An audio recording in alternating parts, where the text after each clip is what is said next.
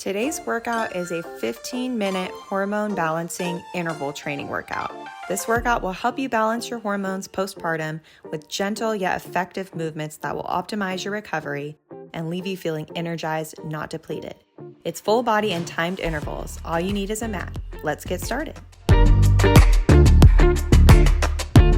Today's workout is a 15-minute postpartum hormone balancing interval training workout. So if you like HIIT training or interval training, this is a great workout to keep your heart rate down, but still get the benefits of that interval training. We're doing no equipment, 1 minute on, 20 seconds rest, so you can work at your own pace. We're warmed up, so we're gonna get started with our first exercise, a squat to a backwards lunge. So take your feet outside your hips, we're gonna squat down, step that left foot back, lunge. We're gonna squat again, alternating sides, right foot back, lunge. I'll show you here from the side. So hips are gonna go back and down in that squat, butt almost to the knees, and then knee almost to the ground in that lunge. Now you can go really slow here and focus on that lunge and that squat position. And then if you feel comfortable, you can speed it up. I'm keeping my hands at heart center, but you can do whatever feels comfortable with your arms here as well. So we're doing hormone balancing workouts. This is a part of that hormone balancing series on my channel. And what that means is we're gonna respect our postpartum bodies and our hormones by keeping our heart rate low, allowing our body to focus on optimal hormone function. And we're gonna keep the movements controlled and focus on our technique as well. So I want you to use a talk test throughout this workout. Make sure you can have a conversation, that way your heart rate, you know, is at a manageable place, and we're not gonna spike our cortisol. You can rest now. We're gonna move on to the floor for a forearm plank hold. We're gonna do both sides, so start wherever you want. We're gonna bend the bottom knee, straighten the top leg. Your forearm is at 90 degrees, elbow under shoulder, and we're gonna lift from that underside of the waist and reach the top arm up, pulling that belly button in toward the spine, zipping up that core. This is a great move, even if you have ab separation, diastasis recti, this is safe for that. But we're engaging not only the core, we're engaging all those muscles in the shoulder girdle, the hips, and we get those deep core and pelvic floor muscles. So it's a great movement if you do have abdominal separation. So a minute, we've got a long time here. If you need to, feel free to come down and rest. Hold it as long as you can with good technique. If you'd like to advance it, you can. Scissor your legs here, but I want you to make sure you're not collapsing into that shoulder. Pull the ear away from your shoulder, reach up, and again, engage that core pelvic floor. Keep that brace going. If you want to advance it even more, you can stack your feet here. Less than 10 seconds now. Again, if you need longer breaks, take them. No pressure to go the full minute, just do what you can.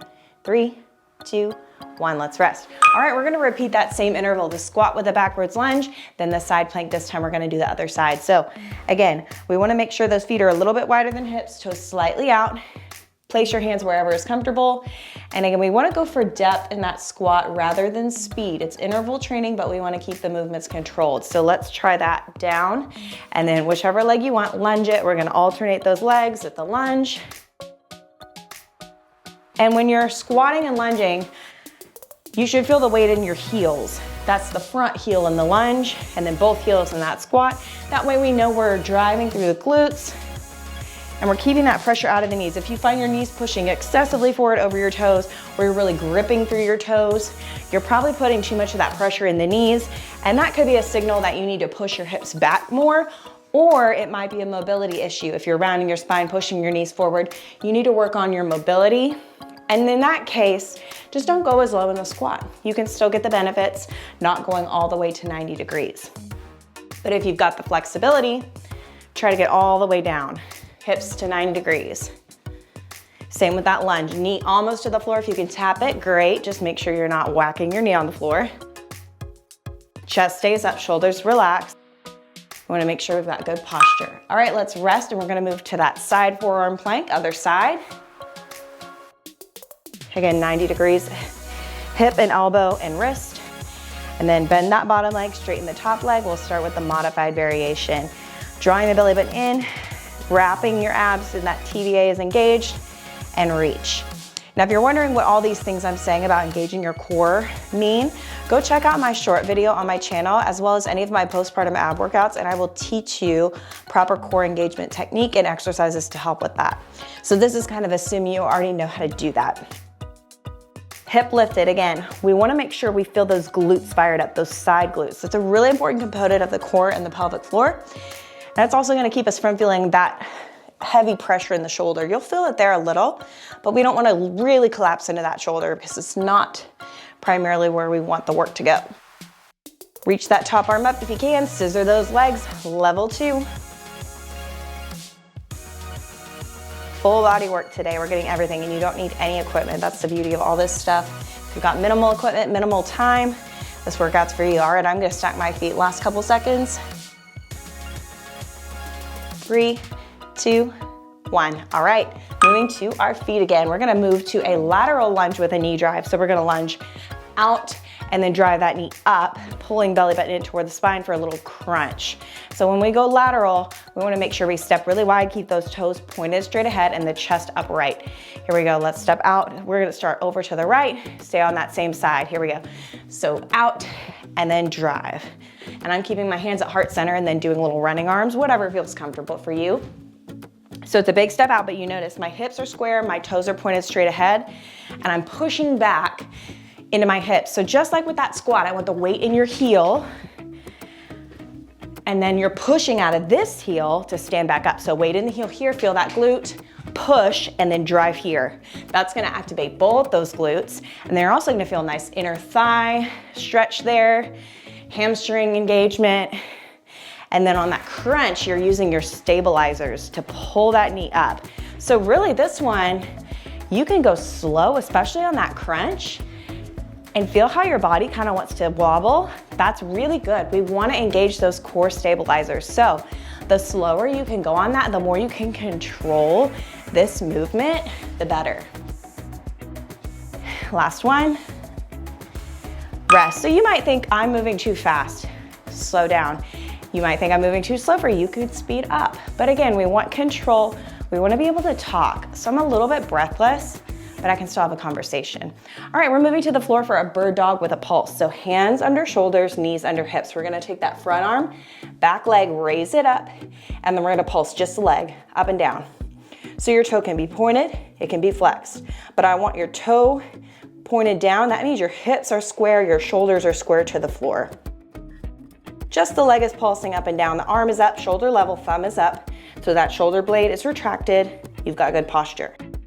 The bottom hand, your wrist is under your shoulder, your knee is under your hip, and you're stabilizing through those core stabilizers, the shoulders, and you really feel that glute of the leg that's moving too, that hamstring as your leg is just pulsing a couple inches up and down.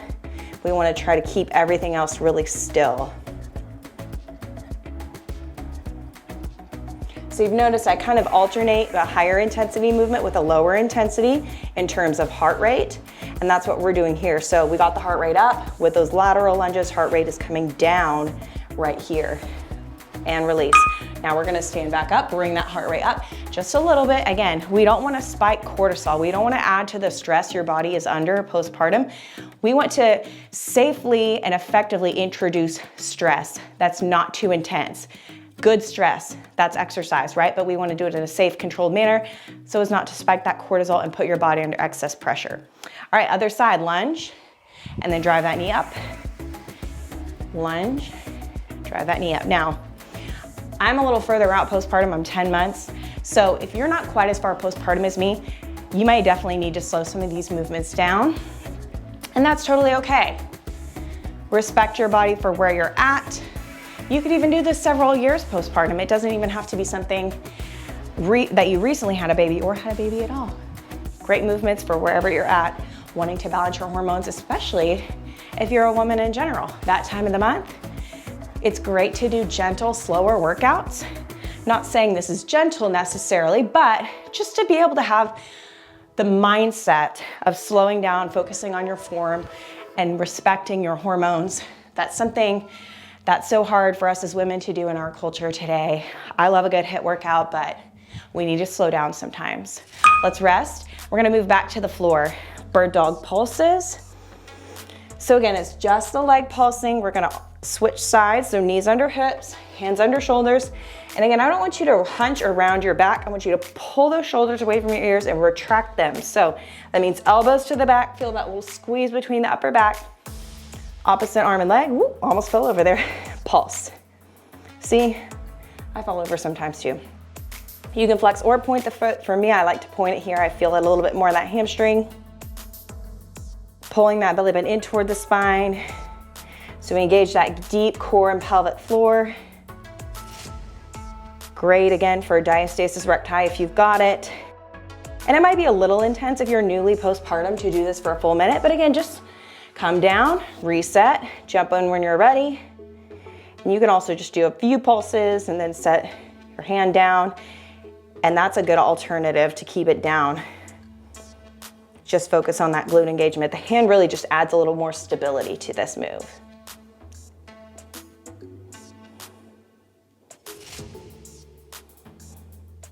We're almost there here.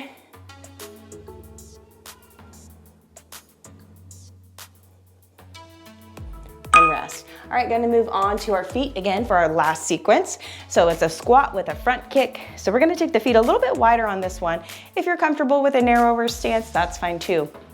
So feet a little bit wider so that we can work more of those glutes and outer hip muscles. We're gonna squat and then alternate the legs, just a little kick about hip level.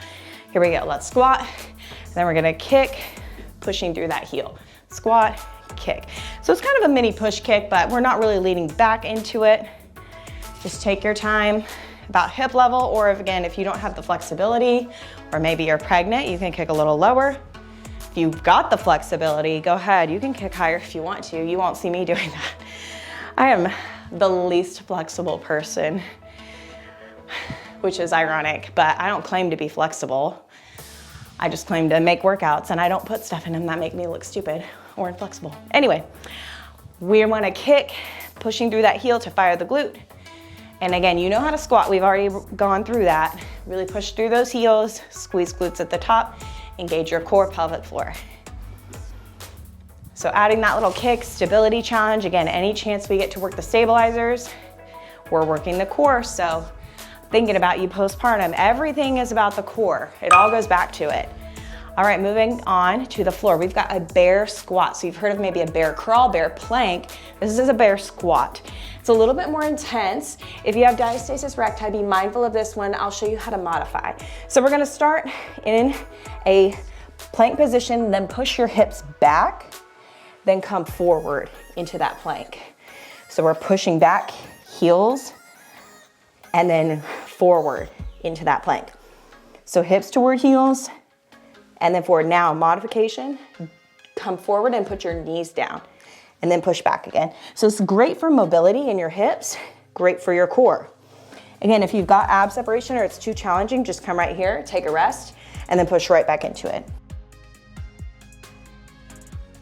Ideally, when you come forward, you come all the way, hands over shoulders, shoulders over wrists rather, and then abs tight, butt down. If you need to, you can lift a little higher in that plank if you're pregnant. That will help with that compensation. Or again, put those knees down and just rest. This is a trickier one, a more challenging one. And then again, pushing those hips as far back as you can, really open them up. Allow those glutes to work, those hamstrings. Rest. All right.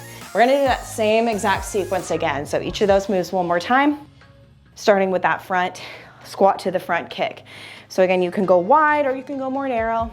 But again, if you're feeling breathless, maybe take an opportunity to just take a deep breath, slow it down. If you can talk, that's the indicator that we're in the right zone.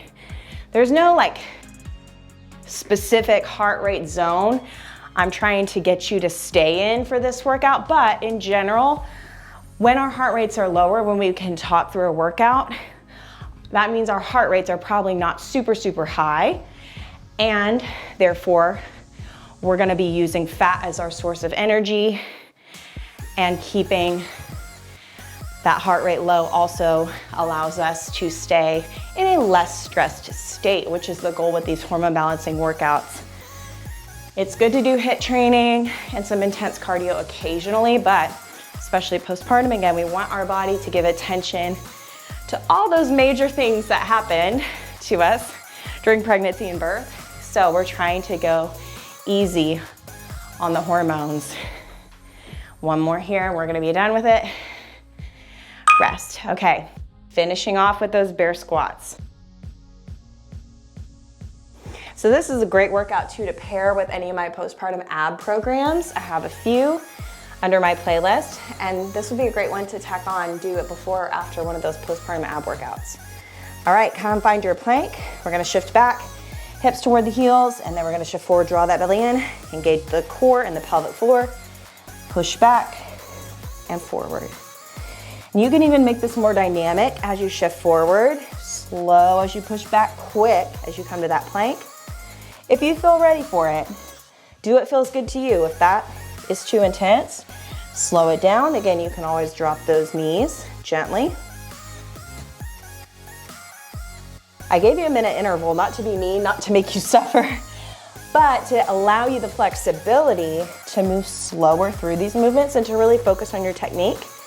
And also to allow for some individual differences. Maybe you need a break. Take it. You do not have to go the whole interval. We're not trying to get a certain number. You don't have to finish the full minute to feel good about yourself. You just have to do what you can. And we're almost there. Made it through the workout. So that's it, our 15-minute hormone balancing interval training workout. I hope you all enjoyed that. Let me know in the comments if you liked it. Give me a thumbs up.